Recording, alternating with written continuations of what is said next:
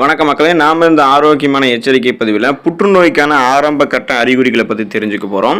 புற்றுநோய் ஒரு தீவிரமான நோய். ஆனால் புற்றுநோயை அதன் ஆரம்ப கட்டத்திலேயே அறிந்து கொள்வதன் மூலமாக நம்மால் அதை குணப்படுத்த முடியும். சில அறிகுறிகள் மூலம் நமக்கு புற்றுநோய் இருக்கிறத அறிஞ்சிக்கலாம். அந்த அறிகுறிகளை பற்றி தான் தெரிஞ்சுக்க போகிறோம்.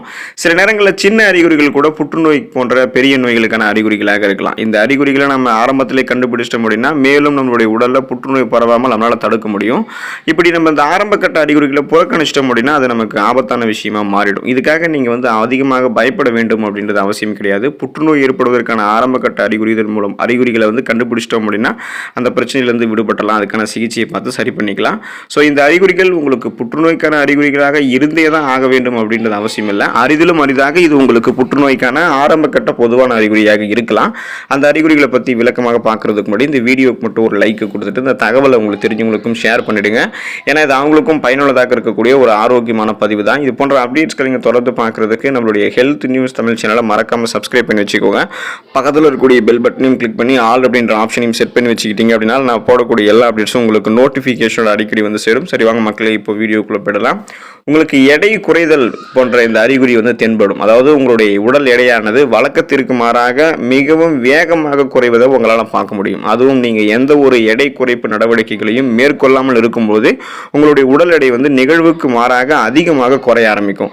இந்த மாதிரியான அறிகுறிகளை நீங்கள் சந்திக்கும் போது எச்சரிக்கையாக இருக்கணும். இது மற்ற பிரச்சனையாக இருக்கும் அப்படின்னு நீங்கள் நினைச்சிடக்கூடாது. இது கணையம் சார்ந்த, வயிறு சார்ந்த, உணவு குழாய் அல்லது நுரையீரல் போன்ற பகுதிகளில் புற்றுநோய் உருவாவதற்கான அறிகுறியாக கூட இருக்கலாம். அதனால நீங்கள் மருத்துவரை அணுகி சோதனை செய்து கொள்வது நல்லது. உடலில் வீக்கம் அல்லது கட்டி ஏற்படுதல் புற்றுநோய்க்கான ஆரம்ப கட்ட அறிகுறியாக கருதப்படுது. உடல்ல ஏதாவது ஒரு பகுதியில் வீக்கம் அல்லது கட்டி ஏற்பட்டுச்சு அப்படின்னா அதை கண்டுகொள்ளாமல் நீங்கள் விட்டுறாதீங்க. வயிறு, மார்பகம் போன்ற இடங்களில் புற்றுநோய் காரணமாக கூட கட்டிகள் ஏற்படலாம்.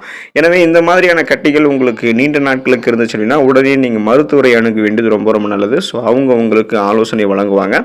நீங்களாகவே அந்த கட்டியை உடைக்கிறது அப்படின்ற முயற்சிகளாக ஈடுபடக்கூடாது. அது வேற ஏதாவது பிரச்சனைகளாக இருக்கும் அப்படின்றது நீங்களாம் யோசிக்கக்கூடாது.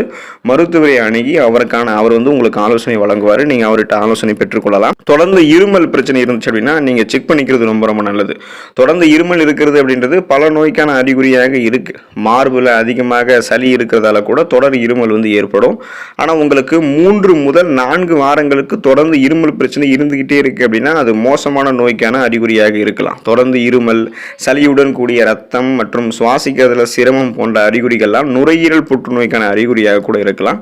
அதனால நீங்க மருத்துவரை அணுகி சோதனை செய்து கொள்வது நல்லது. அது புற்றுநோய்க்கான அறிகுறியாக இருந்தே தான் ஆக வேண்டும் என்பது அவசியமில்லை. ஒருவேளை அரிதிலும் அரிதாக இருக்கலாம். அதனால நம்ம செக் பண்ணிக்கிறது நமக்கு நல்லது. மச்சம் அல்லது மருவில் மாற்றம் தோன்றுச்சு அப்படின்னா அதுவும் புற்றுநோய்க்கான ஆரம்ப கட்ட அறிகுறியாக தான் பார்க்கப்படுது. உங்களுடைய மச்சம் அல்லது மருவில் ஏதாவது மாற்றம் ஏற்படுது அப்படின்னா அதை நீங்க புறக்கணிக்க கூடாது. பெரும்பாலான மக்கள் இந்த மாதிரி விஷயத்தை கவனிக்கிறது கிடையாது. ஆனா இது ஸ்கின் கேன்சர், தோல் புற்றுநோய்க்கான அறிகுறியாக இருக்கலாம். உங்களுடைய சருமத்தில் ஒரு புதிய மரு அல்லது ஒரு புதிய மச்சம் தோன்றும் போது சருமத்தில் ஏற்கனவே இருக்கக்கூடிய மச்சத்தினுடைய நிறம் மாறுறது அல்லது அளவு அதிகரிக்கிறது, சைஸ் அதிகமாகிறது, கலர் சேஞ்ச் ஆகிறது, இந்த மாதிரி அறிகுறிகளை நீங்கள் பார்த்தீங்கன்னா உடனே நீங்கள் மருத்துவரை அணுகணும். அவங்க உங்களுக்கு ஆலோசனை வழங்குவாங்க. ஸோ இதெல்லாமே புற்றுநோய்க்கான அறிகுறியாக இருக்கு. சிறுநீரில் ரத்தம் கலந்து வெளியேறுதல் புற்றுநோய்க்கான ஆரம்ப கட்ட அறிகுறியாக இருக்கு. சிறுநீர் வழியாக ரத்தம் வெளியேறுதல் அப்படின்றது குடல் புற்றுநோய்க்கான ஆரம்ப கட்ட அறிகுறியாக கூட இருக்கலாம். மேலும் நீங்கள் வழக்கத்தை விட அதிகமாக சிறுநீர் கழிக்கிறதுக்கு கழிப்பறைக்கு போறீங்க அல்லது மலச்சிக்கல் பிரச்சனை, சீரற்ற குடல் இயக்கம் எல்லாம் இருக்கு அப்படின்னா அதை நீங்க புறக்கணிக்க கூடாது. இது குடல் சார்ந்த சிறுநீரக புற்றுநோய், குறிப்பா இந்த மாதிரி பிரச்சனைக்கான அறிகுறியாக இருக்கலாம். வலியுடன் உங்களுக்கு சிறுநீர் வெளியேறது அல்லது கீழ் முதுகுல எப்பவுமே வலி எல்லாம் இருக்கு அப்படின்னா புரோஸ்டேட் புற்றுநோய்க்கான அறிகுறியாக கூட இருக்கலாம். அதனால நீங்க கண்டிப்பா மருத்துவரை அணுகி சோதனை செய்து கொள்வது நல்லது. கடுமையான உடல் வலி உங்களுக்கு இருந்துச்சு அப்படின்னா அது புற்றுநோய்க்கான அறிகுறியாக பார்க்கப்படுது. உங்களுக்கு எந்த விதமான காரணங்களும் இல்லாம தொடர்ந்து வாரக்கணக்கில் உடல் வலி இருந்துச்சு அப்படின்னா அது கேன்சருக்கான சிம்டம்ஸா இருக்கலாம். ஸோ புற்றுநோய் ஆராய்ச்சியின் படி அந்த புற்றுநோய் கட்டிகள் இருக்குங்க இல்லையா, அந்த ஃப்ரீ ரேடிக்கல்ஸ் என்று சொல்லக்கூடிய தீங்கு விளைவிக்கக்கூடிய செல் பரவலால் நம்மளுடைய உடலில் ஏற்படக்கூடிய கட்டிகளானது எலும்புகள், நரம்புகள் மற்றும் பிற உறுப்புகளில் பிரஷரை கொடுக்கும். அந்த அழுத்தத்தை ஏற்படுத்துறதால அதிகமான வலியை ஏற்படுத்தலாம் அப்படின்றத குறிப்பிடுறாங்க.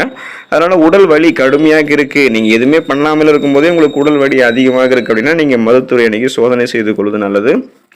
தொடர்ந்து நெஞ்சு எரிச்சல் உங்களுக்கு இருக்குது அப்படின்னா நீங்கள் கவனத்தோடு இருக்கணும். நீங்கள் தொடர்ந்து மார்பில் எரிவது போன்ற உணர்வை உணர்ந்தீங்கன்னா சில சமயங்களில் அது கேன்சருக்கான அறிகுறியாக கூட இருக்கலாம். ஸோ வயிறு அல்லது தொண்டை புற்றுநோய்க்கான அறிகுறியாக இருக்கிறதுக்கு வாய்ப்பு இருக்குது. நீங்கள் மருத்துவரை அணுகி ரொம்ப செக் பண்ணிக்கிறது நல்லது. காது மூக்கு தொண்டை மருத்துவமனை இருக்கும் இல்லையா, ஸோ அங்கெல்லாம் போயிட்டு நீங்கள் அதை செக் பண்ணிக்கிறது ரொம்ப நல்லது. உணவை விழுங்குவதில் சிரமம் உங்களுக்கு இருக்குது அப்படின்னா அதுவும் புற்றுநோய்க்கான அறிகுறியாக பார்க்கப்படுது. உணவு உண்ணும்போது வலி ஏற்படுதல் அல்லது உணவை விழுங்குவதில் சிரமம் இருக்கிறது, உணவு மீண்டும் மீண்டும் தொண்டையில் சிக்கிக் கொள்வது, இது அனைத்துமே உணவு குழாய் புற்றுநோய்க்கான அறிகுறியாக இருக்கும். ஸோ இந்த அறிகுறிகள் தொடர்ந்து உங்களுக்கு ஏற்படுது அப்படின்னா உங்களுடைய மருத்துவரை நீங்கள் அணுகுவது ரொம்ப ரொம்ப நல்லது. இரவில் அதிகமாக வியர்த்தல் பிரச்சனை இருக்குது அப்படின்னா இதுவும் புற்றுநோய்க்கான அறிகுறியாக பார்க்கப்படுதுன்றதை நீங்கள் தெரிஞ்சுக்கோங்க. இரவில் வியர்க்கிறது ஒரு சாதாரணமான விஷயம் அப்படின்னாலும் சில சமயங்களில் இது புற்றுநோய் ஏற்படுவதற்கான அறிகுறியாக கூட இருக்கலாம். பொதுவாக இது லிம்போமா புற்றுநோயான அறிகுறியாக இருக்கலாம். இந்த வகை புற்றுநோய்கள் உடலில் நிணநீர் மண்டலம் மற்றும் இரத்த நாளங்கள் போன்ற பகுதிகளை பாதிக்கும். ஸோ இந்த மாதிரி அறிகுறிகள் இருந்துச்சு அப்படின்னா குறிப்பாக உங்களுக்கு அது இரவு நேரங்களில் வியர்க்கக்கூடிய அறிகுறிகள் இருந்துச்சு அப்படின்னா நீங்கள் மருத்துவரை அணுகி சோதனை செய்து கொள்வது நல்லது. கடுமையான உடல் சோர்வு ஏற்படுவது புற்றுநோய்க்கான ஆரம்ப கட்ட அறிகுறியாக பார்க்கப்படுது. சோர்வு அப்படின்றது புற்றுநோயால் பாதிக்கப்பட்டிருக்கக்கூடிய பெரும்பாலான நபர்களான அனுபவிக்கக்கூடிய ஒரு அறிகுறியாகும்.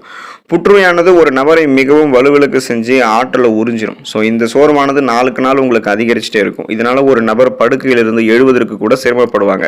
சாப்பிடுவதற்கு, கழிப்பறைக்கு நடந்து செல்றது அல்லது டிவி ரிமோட்டை பயன்படுத்துறது, மற்ற எந்த ஒரு சின்ன சின்ன வேலைகளை செய்யணும் அப்படின்னாலும் அவங்களுக்கு இந்த சோர்வு முழுமையாக இருக்கும். அப்போ அதனால சோர்வு அவங்களால போக்குவதும் முடியாது. ஸோ ஓரளவுக்கு ஓய்வு எடுத்தாலுமே அந்த சோர்வு போகாது. சின்ன சின்ன வேலையை கூட அதை அஃபெக்ட் பண்ணும். புற்றுநோயில் பாதிக்கப்பட்டவர்களுக்கு இந்த மாதிரி சோர்வு இருந்துச்சு அப்படின்னா வலி, குமட்டல், வாந்தி, மனச்சோர்வு, ஸ்ட்ரெஸ், டென்ஷன் ஏற்படுவது கூட வாய்ப்பு இருக்குது. ஸோ மருத்துவரை அணுகி செக் பண்ணிக்கணும். ஒரு நல்ல மனநல மருத்துவரை சந்திக்கலாம். மனம் சார்ந்த தொடர்புகள்லாம், மனம் சார்ந்த பிரச்சனைகள் இருக்குது அப்படின்னா, அல்லது பொதுவாகவே ஒரு மருத்துவரை அணுகி புற்றுநோய் சார்ந்த அறிகுறி தானா இல்லையான்றதை செக் பண்ணிக்கிறது ரொம்ப ரொம்ப நல்லது. உடலில் தடிப்புகள் தோன்றுதல் புற்றுநோய்க்கான அறிகுறியாக பார்க்கப்படுது. லூகேமியா என்ற இரத்த புற்றுநோயால் பாதிக்கப்பட்டிருக்கக்கூடிய நபர்களுக்கு சருமம் சார்ந்த பல பிரச்சனைகள் ஏற்படும். அதில் உடல் முழுவதும் தடிப்புகள் காணப்படும். சருமத்திற்கு தோலுக்கு அடியில் இருக்கக்கூடிய சிறு சிறு இரத்த நாளங்கள் உடைவதால் இந்த தடிப்புகள் உண்டாகுது. இரத்த செல்களினுடைய அமைப்பில் சமநிலை இல்லாத காரணத்தால் சருமத்தில் ஏராளமான மாற்றங்கள் தோன்ற துவங்குது. ஆகவே இது போன்ற அறிகுறிகளை ஒருவர் லேசாக எண்ணிவிடக்கூடாது. இந்த மாதிரி தடிப்புகள் தோன்றுச்சுன்னா மருத்துவரை அணுகி செக் பண்ணிக்கணும்.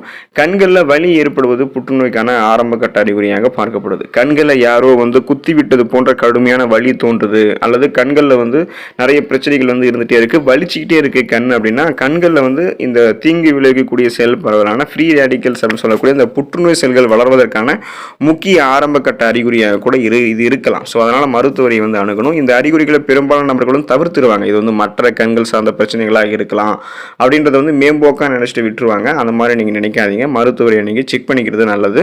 அடிக்கடி தலைவலி தொந்தரவு உங்களுக்கு இருந்துச்சு அப்படின்னா அது புற்றுநோய்க்கான அறிகுறியாக கூட இருக்கலாம். ஆரம்பத்தில் உங்களுக்கு லேசாக இருக்கக்கூடிய தலைவலி படிப்படியாக அதிகரிச்சுட்டு தொடர்ந்துட்டே வருது அப்படின்னா அது புற்றுநோய்க்கான ஒரு அறிகுறியாக கூட இருக்கலாம். ஆகவே வழக்கத்திற்கு மாறாக தலைவலியை அனுபவிக்கக்கூடிய நபர்கள் ஆரம்ப கட்டத்திலேயே மருத்துவரை அணுகுவது ரொம்ப ரொம்ப அவசியம். ஏன்னா இது பிரெயின் டியூமர், அந்த புற்றுநோய்க்கான ஆரம்ப கட்ட அறிகுறியாக பார்க்கப்படுது. ஸோ இந்த அறிகுறிகள்லாம் உங்களுக்கு இருந்துச்சு அப்படின்னா இந்த அறிகுறிகள் உங்களுக்கு புற்றுநோய்க்கான அறிகுறிகளாக இருந்தே தான் ஆக வேண்டும் என்பது அவசியமில்லை. அரிதிலும் அரிதாக உங்களுக்கு இது புற்றுநோய்க்கான ஆரம்ப கட்ட அறிகுறியாக தென்படும்.